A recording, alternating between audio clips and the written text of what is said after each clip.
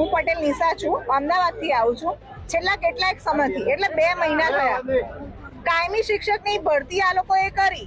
ક્યારે કરી? 8 વર્ષે કરી. હવે આમ તો નિયમ શું હોય છે, દર વર્ષે લેવાની હોય, પરીક્ષા દર વર્ષે લેવાની હોય. સરકારે પરીક્ષા 5 વર્ષે લીધી છે અને પરીક્ષા 2023 માં લીધા પછી 2 વર્ષની અંદર તો ભરતી થતા વાર લાગે છે. એની અંદર પણ 10,700 ને ભરતી છે, એની સામે 60,000 ઉમેદવાર પાસ છે. અમે તો એ 60,000 ને જ્ઞાન સહાયકમાં લેવામાં આવે છે, કાયમી ભરતી નહીં.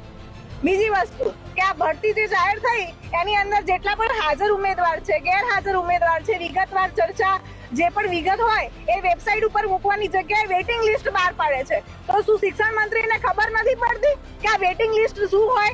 વેઇટિંગ લિસ્ટ નો મતલબ ના ખબર પડતી હોય ને તો અમે શીખવાડીએ કે વેઇટિંગ ક્યારે આવે? જ્યારે પૂરી ભરતી થાય પછી આવે. અમારી ભરતી પૂરી નથી. તમે વિગતવાર પારદર્શિકતાની વાત કરો છો ને તો વિગતવાર મૂકો વેબસાઇટ ઉપર કે કેટલા હાજર છે ને કેટલા નહીં, અને દરેક ઉમેદવારને ન્યાય મળે નહીં ને ત્યાં સુધી અમે આ ગાંધીનગર છોડવાના નથી. 2 મહિના થયા, રજૂઆત કરી દીધી છે બધી જ જગ્યાએ, બરોબર? એટલે આ ભરતી વ્યવસ્થિત રીતે થાય, નહીં તો અમે આ આંદોલન સતત ચાલુ રહેશે. જ્ઞાન સહાયક પણ રદ કરવી પડશે, બરોબર છે? એટલે જાગે સરકાર. આ વખતે જોબ નહીં